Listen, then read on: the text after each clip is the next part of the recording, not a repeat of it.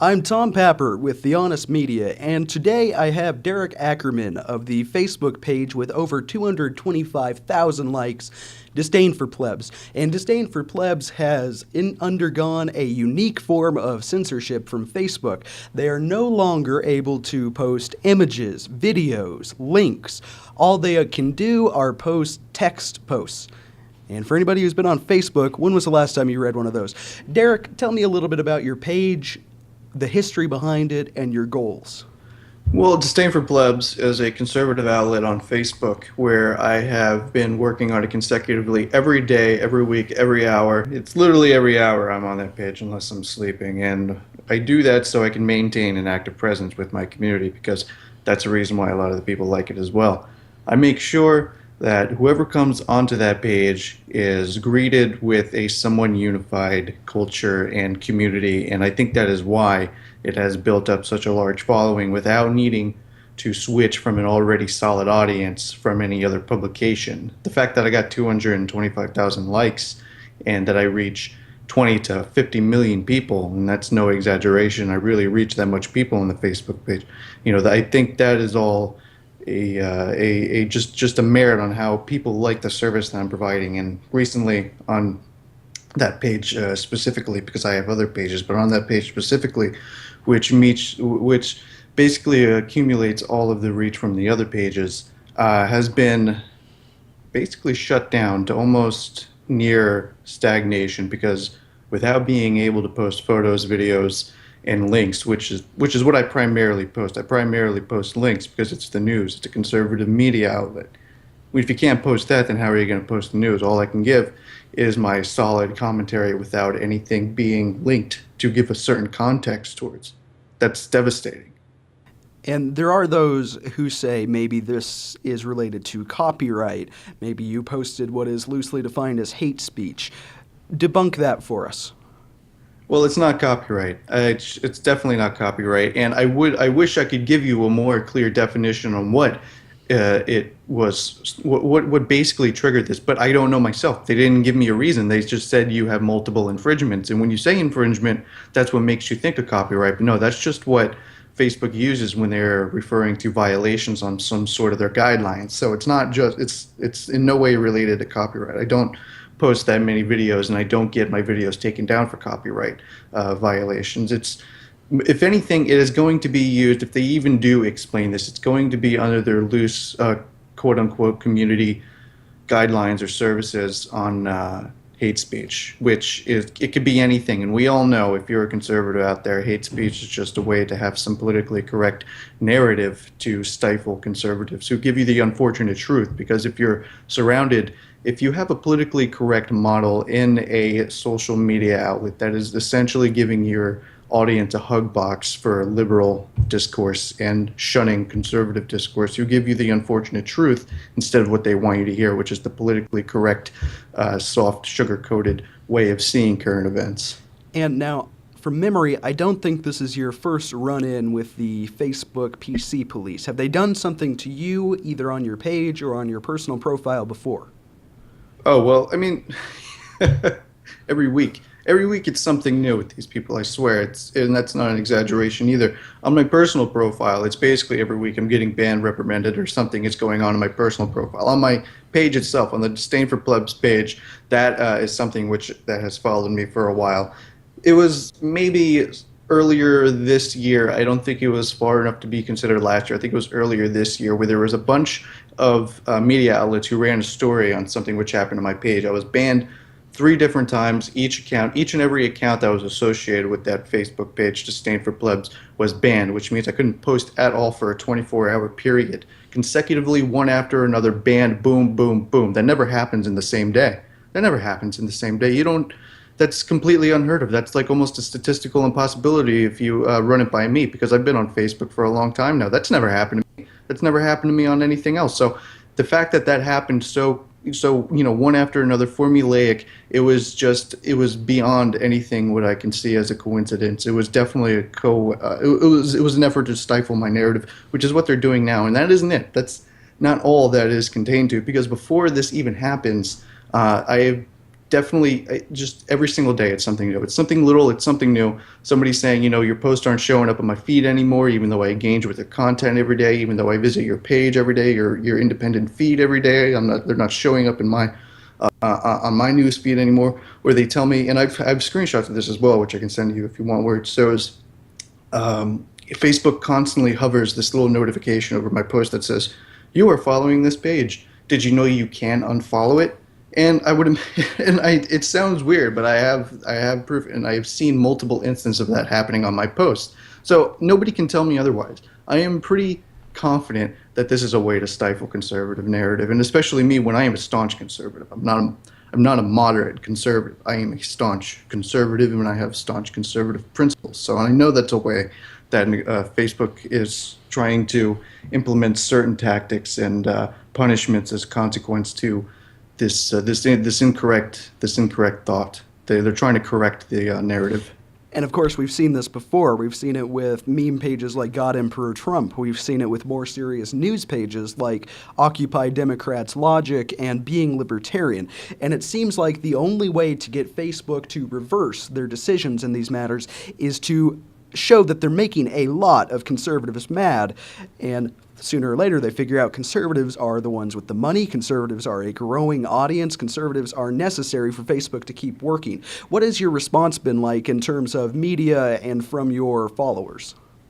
Well, for one thing, 2016 is definitely the year of conservative censorship because one of the biggest media icons in this last few years have been Milo Yiannopoulos. Basically, everybody knows who he is now. He was somebody who has dealt with a controversy during Gamergate. Your audience might not know who that is or what that is. It was basically over a bunch of liberal journalist outlets who conspired together to try and shift the demographics away from their male gamers to female gamers. And it's pretty much basically out there that they had a very cooperative effort with one another because they all ran the same headline within the same day, within the same hour on their respective media outlets. I think one was Polygon, the other one was Rock, Paper, Shotgun, something like that, and Kotaku. And all these people just started running the same headlines together with one another. So they were making a cooperative effort to put forth some kind of narrative, and Milo Yiannopoulos was one of those people who spoke out against it. Even though he was hitting a lot of criticism about it, he didn't let go. And just now, after maybe 2 years from that controversy, his Twitter account was completely locked out and banned, and he can't get back on that. He has no Twitter presence anymore, as far as I know, as far as I last heard. So, if the liberal social media platforms in the moderation is just so abrasive enough, so brazen, and nobody does that. I couldn't even imagine in a million years someone would have enough courage to take down somebody like Milo Yiannopoulos, who reaches millions of people a day without without warning, without instigation, without anything. Just one day it was gone. So that really shows the level of confidence that they have in their tactics, and that they won't be they won't be judged for it. But we have seen on Facebook it's actually a different story, because you can get enough people to kind of reverse this action, as we've seen with the God Emperor Trump Facebook page, as we've seen with the other pages, and even me, when that controversy happened earlier this year with my pages, with my being post blocked. See, what they do is when you're post blocked, they will remove some of the posts which they found to be quote unquote offensive or hate speech or whatever they're removing. They don't tell you what it's for. They just tell you that they're removing it because it violates some vague term in their community guidelines. But after that happened, I had those posts republished. After all these media outlets started running this story, I had the posts republished, and the person who actually kind of hit this story got her account banned as well. But she got her ban lifted. I didn't get my bans lifted, but I had my posts republished. I took them down, of course, because I didn't want to get banned for the same thing twice. But that's besides the point. The point is that if there are enough people, if there is enough pressure on Facebook to kind of lift these restrictions and this prohibition against conservative narrative, that they will be forced to do it, because they understand that this isn't just some silent minority on Facebook, that they actually do have a lot of clout, a lot of substantial people behind their movement. And I think Facebook, maybe, Twitter is owned by the Saudi Arabian royal family at this point. One of the head executives at Twitter has held fundraisers and donated to Hillary Clinton's campaign. And we know Mark Zuckerberg supports Hillary Clinton because he likes all of her posts. But I do think maybe what you're talking about is Facebook still has a little bit of profit incentive. They have to worry about their shareholders. And if they continue tanking because they are alienating somewhere between 40 and 50% of the country, it's going to be bad for the bottom line.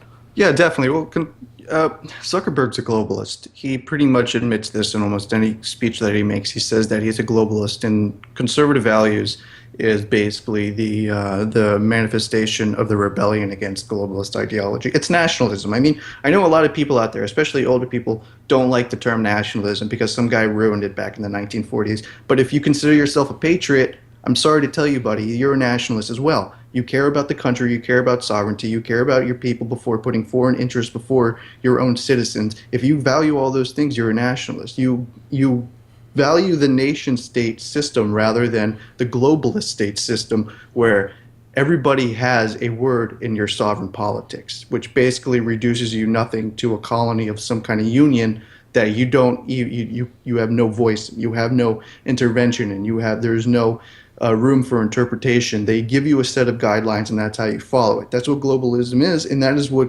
that's what he advocates. That's what Mark Zuckerberg advocates on a daily basis when he's talking about reaching over and giving communications to the far reaches of the earth. He wants a more global community, and the only way to regulate that community is a broad, overstretched union, which we can consider Facebook at this point. We can consider Facebook a globalist union. Just because it is on the internet doesn't mean it is any less of a network for people to be influenced by, because it reaches 1 billion people. I think 1 billion active users are on Facebook every single day. So, we can see Facebook almost as a framework for a globalist foundation itself, because it's just people in a contained area selling their products, selling their narrative, selling their ideology, selling their politics. It is basically a contained community on the internet, but it also has an enforcement. The moderation on Facebook is an enforcement. So we have to understand that just because it's a bunch of people who have their own set individual self-interest, there is still this corporation who enforces a policy in their own self-interest. So, Facebook CEO Mark Zuckerberg, definitely a globalist from my point, and that's probably why he has such an animosity and maybe he himself doesn't have a resentment against conservative nationalists, but I know their moderation does. And the fact that he is maybe soft on it really shows that he himself doesn't care enough to kind of protect the wishes and the free speech of people who have other concerns that are against his political ideology. And now this is something, you bring up a valid point. It is, for whatever it's worth, a private company. 60% of adults, the last time I read a statistic, do get their news from Facebook and Twitter, but it is still a private company. So what do you say about the argument that says, well, basically, it's their company. If they want to censor you, then they can do that? Yeah, sure. I mean, if it's a private company, they are within all rights. But I mean, they already said that they were going to help work with the government of I think it was France and Germany, or he was at some kind of meeting with Merkel at maybe a European Union committee or something like that, and he said that he was going to work to try and stifle the narrative of anti-immigration speech during the migrant crisis of 2015. I mean, once you start working cooperatively with governments and government officials to try to stifle a narrative, at that point, yeah, you might still be a private entity, but you are under contract of some bigger public foundation. So yeah, I mean, technically they do have the right to stifle whoever they want. Well, and for one thing, it doesn't make it right. It doesn't make it right. I mean, they could stifle whoever they want, but it doesn't make it ethical or right, because you are marginalizing a huge consumer base of your network who, like you said, they get a lot of their news from Facebook. A lot of the people get their news primarily from Facebook, and I am that conservative on here who will do this independently, without money, without being sponsored, giving you a very unique perspective on what's happening in current events. And if you stifle that, you are marginalizing a huge consumer base, and that's economically stupid, but they have the money to throw around to risk that. See, while other independent, smaller outlets couldn't risk that loss to their business, they couldn't risk marginalizing their audience and their consumer base like that. So yeah, technically Facebook does have the right to stifle whoever they want to. It doesn't make them right, of course. And the other point that I brought up, which I think is the more severe one, is that they're cooperating with government entities. And at that point, to me, in my own perspective, you kind of lose your private ownership title, whereas other people are working independently outside of the government. If you are then co-opting with the government, you're almost receiving this sort of security subsidy from them. So it's a gray area. I think you make a valid point. One more question that I think a lot of people have, or perhaps it's a criticism. They say, well, Disdain for Plebs, you ban people. How come Facebook can't ban you? And what I would say is it's a pretty basic argument. If you go on Facebook, anybody who's gone on Facebook for 5 minutes can realize that it's a liberal cesspit. It's a liberal cesspit, and if I don't ban anybody, every time you go onto my page, the comment sections will be absolute chaos. Because I don't know if I'm talking to the few people who don't have a Facebook out there. You go onto a certain page, a certain Facebook page, and you have this commentary or the link, and underneath that you have the comments, people giving their commentary. It's basically standard for any kind of platform to have some sort of mechanism for the people to interact with the content that you post. So if I did not ban people, if I did not remove people from that environment, then it would just be a dissonant chaos that I don't want. People love Disdain for Plebs because when they come here, they have a person who constantly, daily, almost on every single post, will give his opinion within the comments to somebody who's asking a relevant question to that topic. And I would love to do that, but I couldn't do that if it was constantly if it was dissolved into utter chaos, which it would have been if it was like conservatives and liberals adding neck day in and day out. I don't have time for that, So I like it when, and it's not just me who likes it. The people on the community like tight moderation because they will see this as a unified community. Now, the reason why I would segregate that ethics from Facebook's overall ethics is because Facebook is not running an independent branch. They have no universal ideology. I have an actual very strict and laid out principles which I have demonstrated over the time of 2 years and outright said that these are my standards. These are what I believe in. This is what I want to come out of this page. See, Facebook is supposed to be the person that allows the man to build up his individual outlet. They are not supposed to have any favoritism. If you do that, then that just ruins the point of this interconnective outreach which is what Zuckerberg claims to be in favor of all the time. So I think it is not the same thing to conflate what I do on my page, on my individual outlet, as to what a overreaching globalist interconnected network is supposed to be. It's a false equivalency in my mind and I want to really bring home the point that my consumers, and they're not really consuming a product other than the free service that I give them, my consumers really enjoy the unified and collected ideology that are in the comment sections when they can bounce ideas off one another. I don't ban people for having an incorrect thought. I don't ban them for having an opinion that I seem as wrong. If they have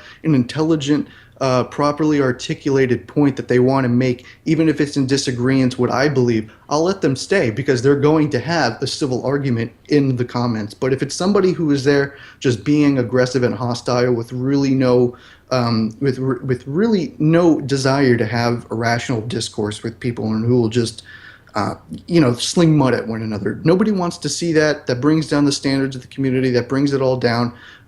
Nobody wants to be there with that, and they're ruining my image as well. So I'm not going to have that. You bring up a completely valid point, I believe, about commenting and moderation of individual posts on a page in general. And I do think that conservatives are taking back social media. If you look at Hillary Clinton's Facebook page, she should pay you full-time to moderate those comments. It's nothing but conservatives and anybody in the alt-right, anybody right of center really saying, you're full of it, you're a liar, you should be in prison.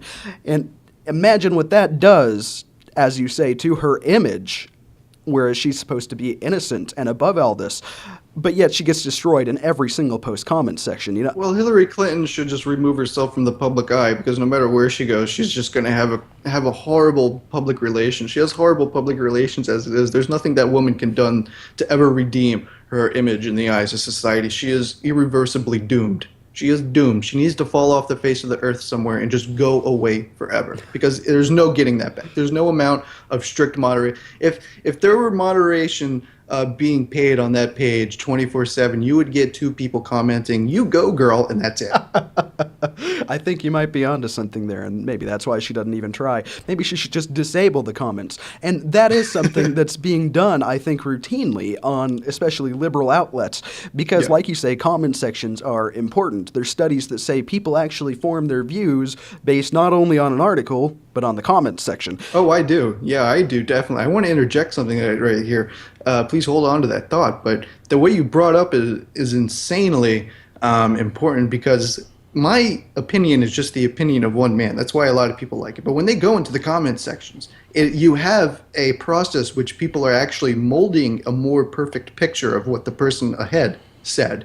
So yeah, a lot of people will definitely, because that's where I get a lot of my information based off of. I'll read an article and then I'll see people batting back and forth what they think the article is. So yeah, that's definitely something which is possibility, and that is a testament to how important the comment sections are.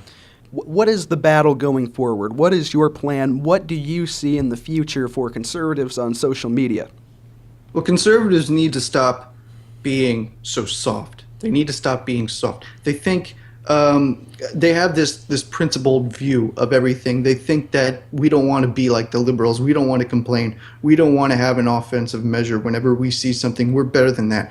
Look, nobody cares if you're better than that. You can be better than that all the way to the grave. Nobody will remember you for it. You need to make a stand. You need to be tough. You need to mirror their same tactics, because let me tell you, they're winning. When has ever in the history of this world been a nation which said, they're winning because of these certain tactics, but we're better than that, so we're just going to admit defeat? That's so ridiculous. We need to understand that these people are irrational, they're illogical, they're not merely misguided. They don't care about what you have to say. A liberal is already a radicalized political icon who thinks that you, as a conservative, is standing in their way from achieving some socialist utopia in their head that will never, ever come to fruition. But they don't care. They are radicalized in nature alone. So you need to understand you can't fight a irrational, illogical opposition with ration and logic. They don't care about open debate. They don't care about your facts. You have to be, and it's